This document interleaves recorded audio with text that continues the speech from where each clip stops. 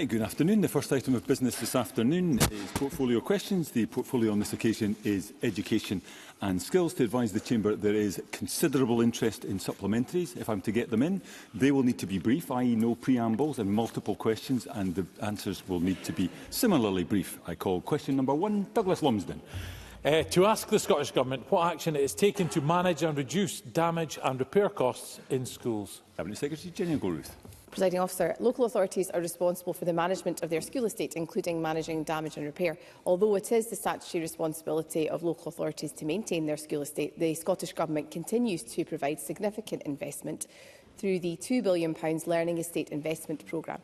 The 2025 school estate statistics show that the proportion of school buildings in good or satisfactory condition has increased to 92% compared to 62.7% in 2007 when this government first came to office. Douglas Lumsden.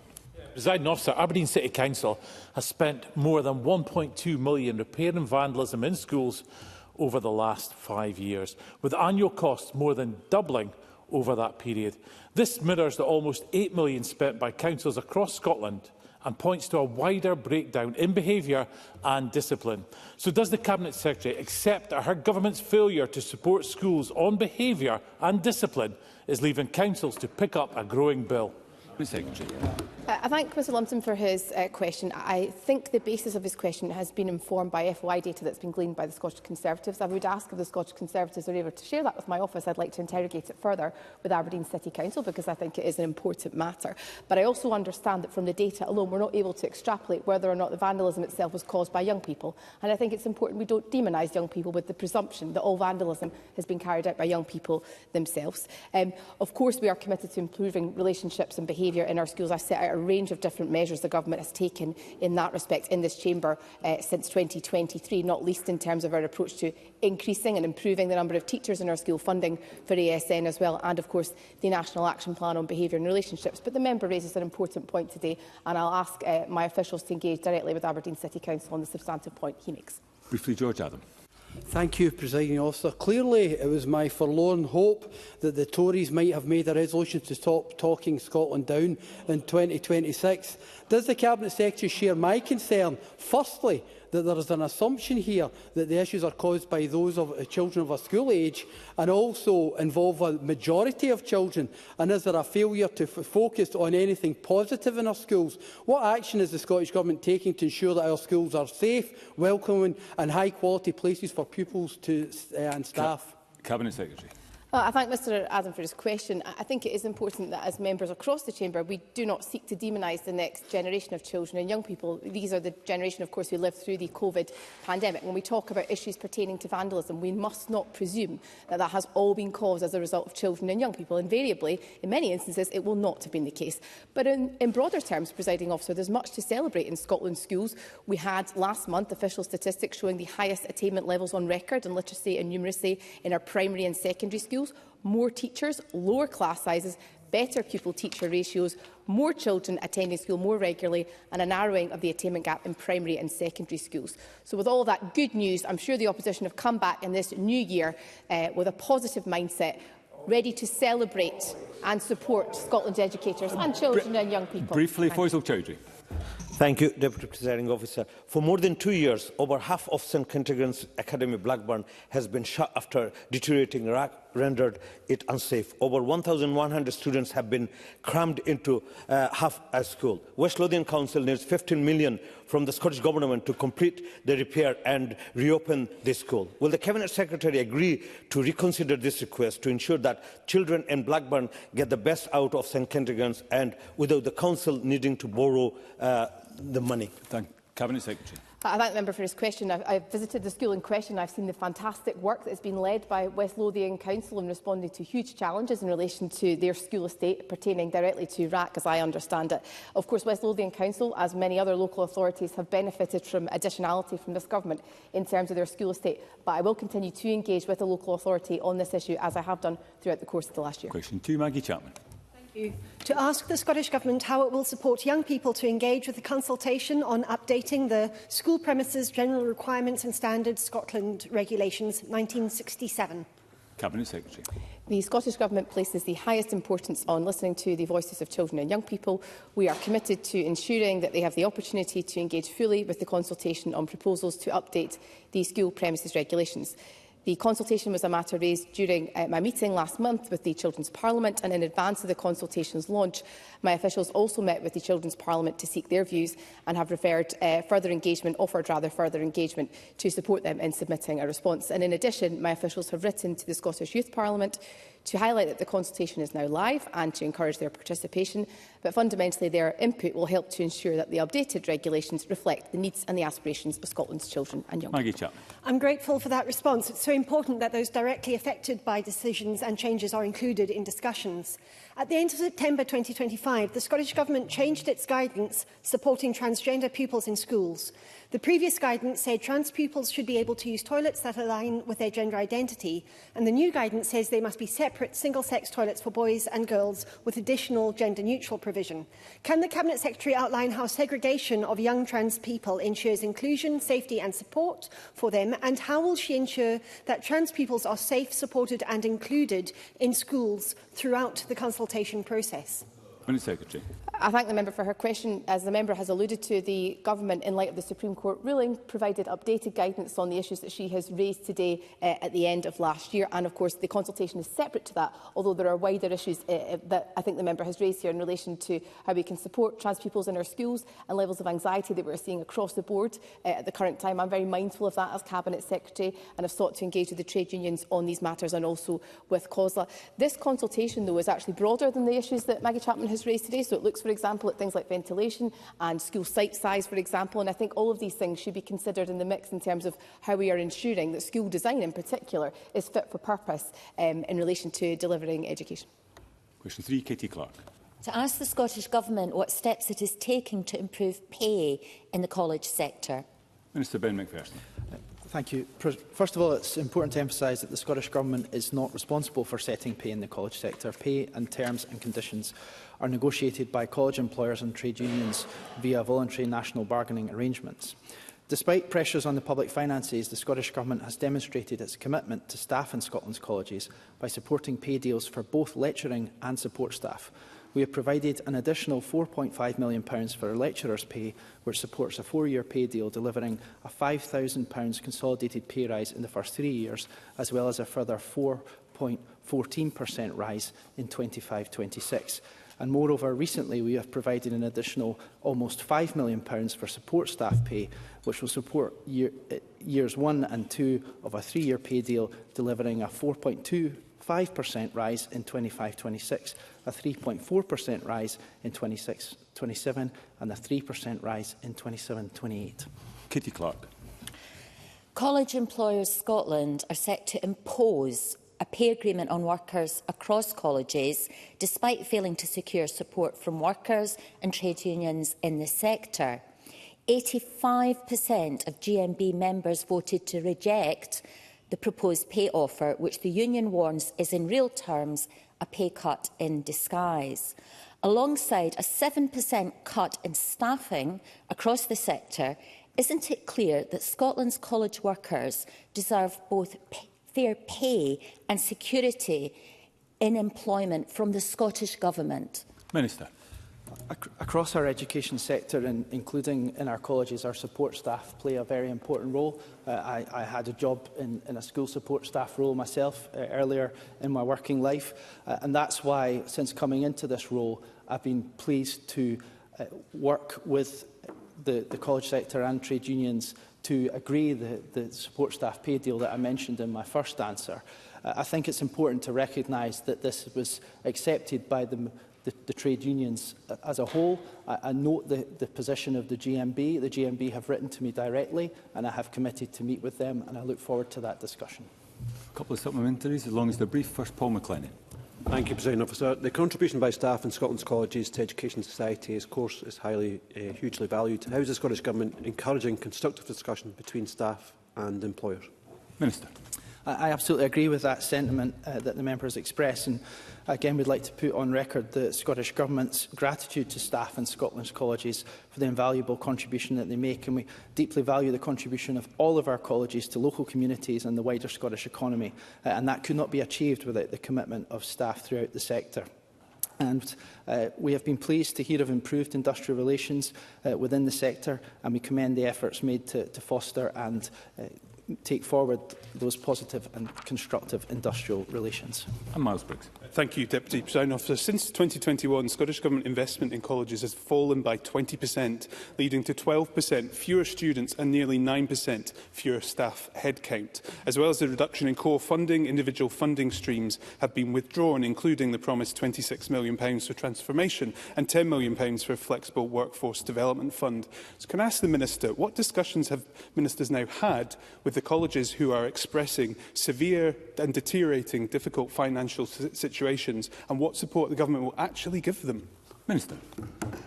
So, since coming into post and the work of my predecessor and the work of the Cabinet Secretary, we have in recent times engaged significantly with both Colleges Scotland on behalf of the sector on questions of budget and finance, and with individual colleges. And we have sought in that engagement with ministerial colleagues to emphasise the case for the college sector, both in terms of the contribution it makes to the economy and the contribution it makes to local communities, as well as the individuals involved who are enriched and improve their life circumstances through studying at college. Of course, the Scottish Government's budget will be published on the 13th of January and will set out the Government's spending in different areas. I look forward to the Scottish Conservatives, including Miles Briggs, voting for that budget. Question 4, Megan Gallagher. Thank you, Presiding Officer. To ask the Scottish Government what action it is taken to improve pupil attendance in schools. Cabinet Secretary. The Scottish Government is committed to improving school attendance, and we have intensified our support for schools and local authorities. Education Scotland is providing bespoke support in those areas where attendance remains a challenge. Its Improving Attendance Quality Improvement programme offers tailored support with 16 councils engaged and a third cohort starting this month. In October, we ran a national campaign with Parent Club to help families address underlying issues affecting attendance, ensuring pupils return to, engage and benefit from their learning. And I'm greatly encouraged that we have now seen the improvements in attendance and persistent absence for 2 consecutive years. We will also update our national attendance guidance in spring 2026 to further support improvements in attendance. Megan Gallagher. Data shows that since 2019-20, more than 73,000 pupils have missed at least half of their schooling, with over 6,000 not attending school at all. Persistent absence not only impacts their educational experience, it also risks long-term harm to children's education and well-being. So will the Cabinet Secretary accept that urgent national action is required, and that the SNP Government has failed to act with urgency on this issue? Cabinet Secretary. For her question, I very much share the sentiment behind what she set out today, Presiding Officer, in Chamber. I do want to draw the Parliament's attention, though, to the most recent statistics, which in the members' region of Central Scotland show an improvement within Falkirk Council, within North Lanarkshire Council and within South Lanarkshire Council in relation to attendance. And in terms of persistent absence, which is actually a measurement the Government introduced as a new measurement 2 years ago now, I think, because we didn't previously have that data set and we thought it was important we gathered it. We've seen a decrease of 3.7% in Falkirk, in North Lanarkshire 2.3% decrease, and in South Lanarkshire a 3% decrease in relation to persistent absence. So that is welcome. We are on a trajectory of improvement. But I do accept the member's challenge in relation to the overall issues that have been experienced in relation to attendance. I set out some of the work that's been taken forward by Education Scotland, which looks at tailored intensive support for local authorities where there are issues. There are a small percentage of pupils, I think 2.4% in 24-25, who have very low attendance, and we know that there are incredibly complex factors that underpin that, which can relate to things like anxiety, additional support needs, and that is why, of course, we've tasked Education Scotland with providing that tailored support. But it is also why the new Chief Inspector will have a key role to play in relation to the improvement that Megan Gallagher has called for, but of course that is also being delivered at the current time in relation to our national statistics. Thank you very much. I call question 5, Sandesh Gohani. Thank you. To ask the Scottish Government what steps it is taking to protect young people from grooming gangs and sexual exploitation. Cabinet Secretary. protection measures are in place to protect children and young people from sexual exploitation. We published revised national child protection guidance back in 2023, and we are rolling out national training of interagency referral discussions to help support local services and professionals. These vital discussions bring together partners to share information, assess risk and also to agree a safety plan following a reported concern about a child. And I also announced additional funding to third sector organisations and Police Scotland on the 17th of December to support protecting children from sexual exploitation. Signers go hand.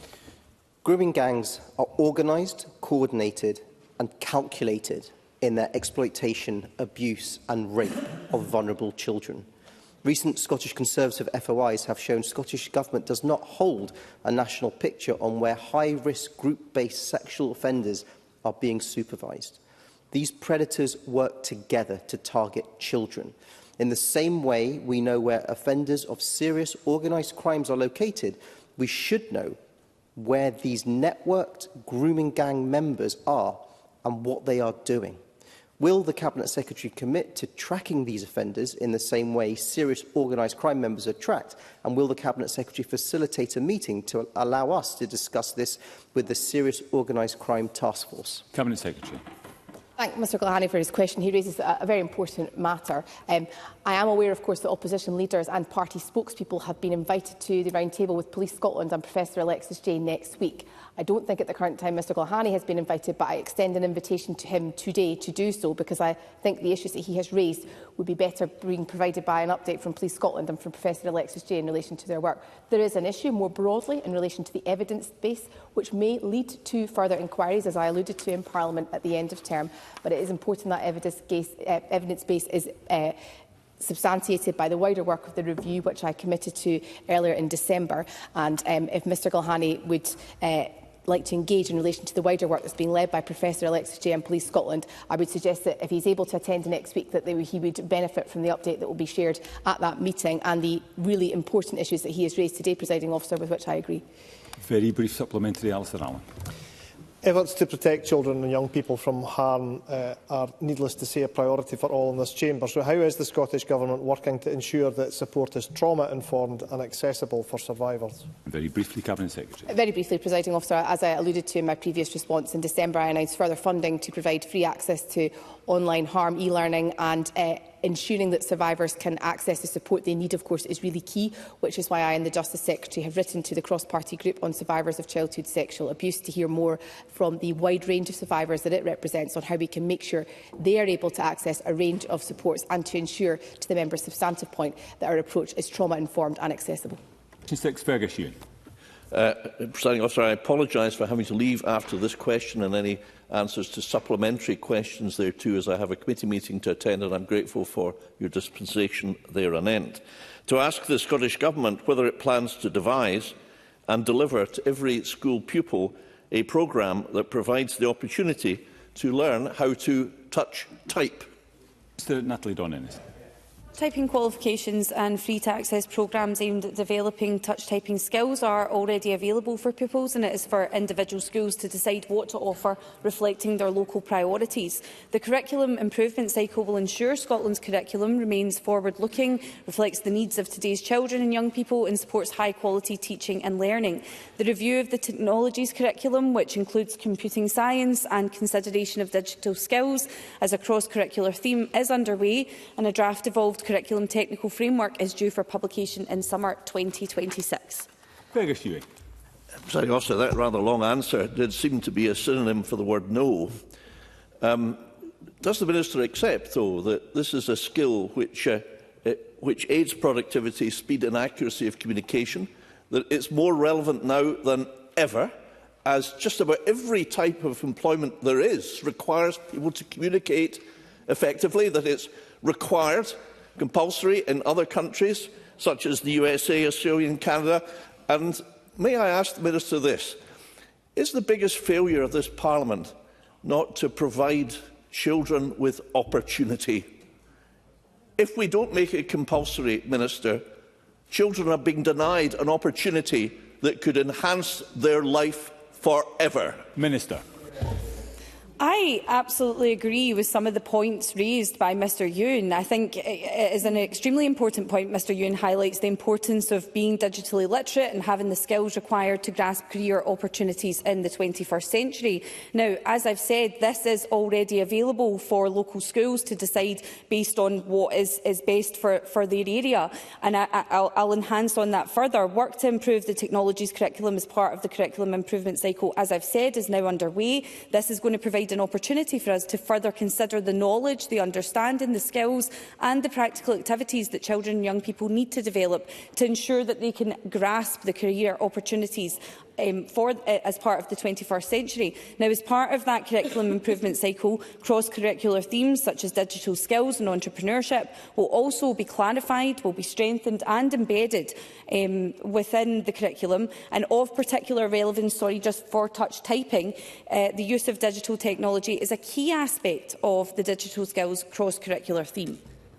I can see that my plea at the start of proceedings has fallen on somewhat deaf ears in parts of the chamber. I'm going to try and get the supplementaries in. They will need to be brief, as will the responses, and the same going forward. Joe Fitzpatrick. Thanks very much.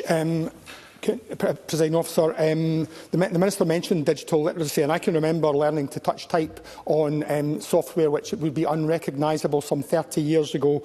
So digital literacy is really important. My city of Dundee is renowned for its digital success. So can I ask the Minister what more we're doing to use online educational tools to support that digital literacy, which is so important? Well, as one example, we're providing £71,000 in funding to Time for Inclusive Education in 25-26 to further develop its Digital Discourse Initiative, which is a free resource available to schools in Scotland to teach students to assess sources, fact-check and spot false or prejudicial content. The Digital Discourse Initiative also includes an online teacher training module covering social media disinformation, hate speech, extremism, radicalisation strategies for countering disinformation and a number of other aspects. The Scottish Government also funds the National e-learning offer, which provides a range of resources to support learning across the curriculum. And very briefly, Stephen Kerr.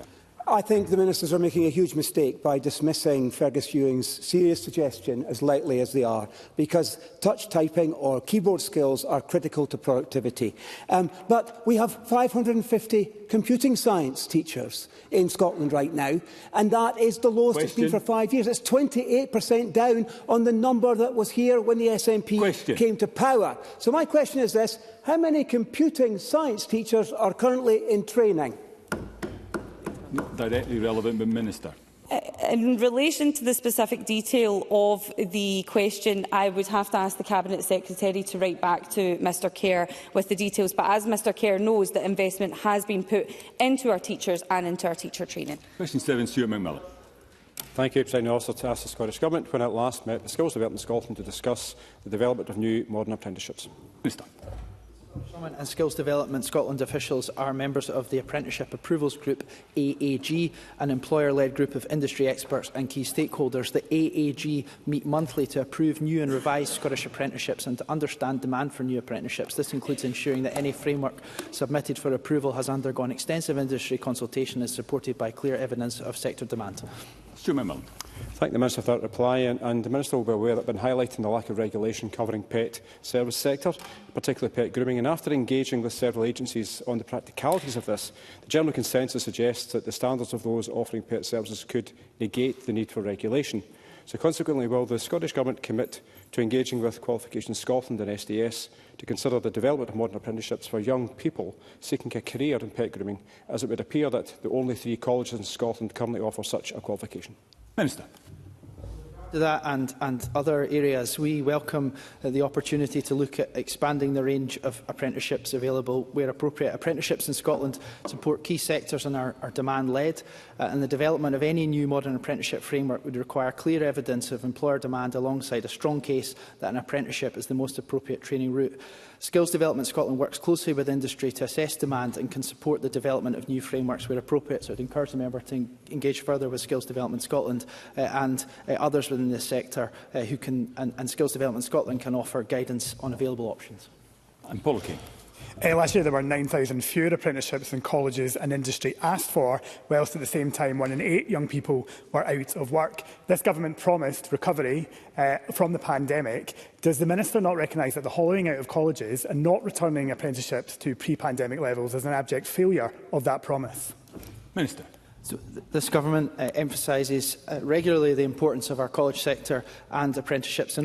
And last year, over 25,000 people started an apprenticeship in Scotland, and we are providing £185 million this year to support the new apprenticeships to 25,500 and 5,000 new foundation apprenticeships and over 1,200 new graduate apprenticeships. And we are also continuing to provide support for over 38,000 apprentices already in training as at the 26th of September 2025. We appreciate there is growing demand for apprenticeships. We are working with both industry and the college sector on how we continue to build on that success. We have a successful picture in Scotland. Let's work together to make it even better. Question 8, Alexander Stewart. Thank you, Presiding Officer. To ask the Scottish Government how it is supporting local authorities to maintain and increase teacher numbers. Cabinet Secretary. 2014 teacher numbers have increased by more than 2,700 as a result of investment from the Scottish Government.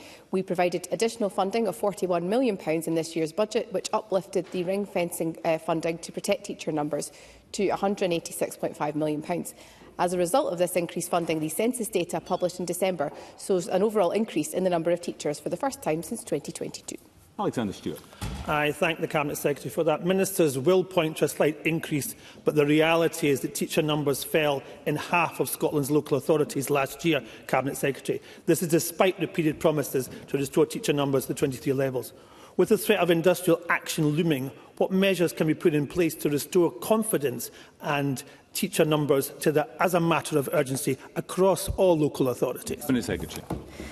Well, I thank Mr Stewart for his interest in teacher numbers. I have to observe, though, that in Fife, which of course is part of his region, teacher numbers fell by 49. Now, Fife Council, as the member may recall, is led by the Labour Party. Despite the SNP being the largest party, we are locked out of power and, of course, dependent very much on the votes from Conservative councillors. And I well recall listening to a colleague of Alexander Stewart's at an EIS hustings not that long ago, giving an assurance to parents and carers that she would not have voted for Fife Council's budget had she thought it was going to lead to a cut in teacher numbers. But that's exactly what's happened. Fife Council have taken the money and they've cut teacher numbers. I don't think that's particularly credible. I'm sure Mr Stewart would agree with that position, and I'm sure that his council colleagues will be thinking very seriously about whether or not they can continue to support Fife Labour in cutting teacher numbers whilst they've had additionality from this government. Now, I've set out, Presiding Officer, the extra funding that's come from the government, and of course there are budget negotiations ongoing, and I'm sure the Conservatives will be looking carefully about this extra funding for teacher numbers and protecting it and welcoming the fact that for the first time since 2022, teacher numbers have increased. I'm conscious that ministerial responses have been on the long side. I want to protect the opportunity for backbenchers to ask questions, but these will have to be brief, as will the responses. First, Claire Hockey. This SNP government is increasing teacher numbers, attainment and attendance. How is the record funding for education, which I note the member who's just asked the original question did not vote for, ensuring that pupil-teacher ratios continues to improve and is comparatively better than elsewhere in the UK? Cabinet Secretary, briefly. Presiding Officer, the Scottish Government's investment means that in Scotland we have the most teachers per pupil in the UK, and school education spend per person is higher than it is elsewhere in the United Kingdom. School spending per pupil in Scotland has increased 21% in real terms since 2009-10, and in 2024-25 the Government invested £10,100 per pupil compared to £8,400 in England.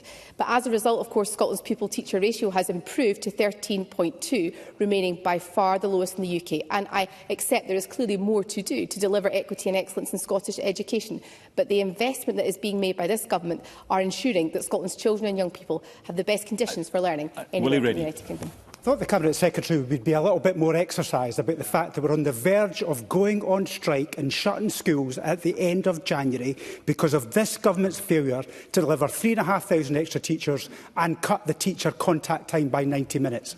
What answers has she got for this chamber and for the teachers out there who are desperate for answers? Cabinet Secretary.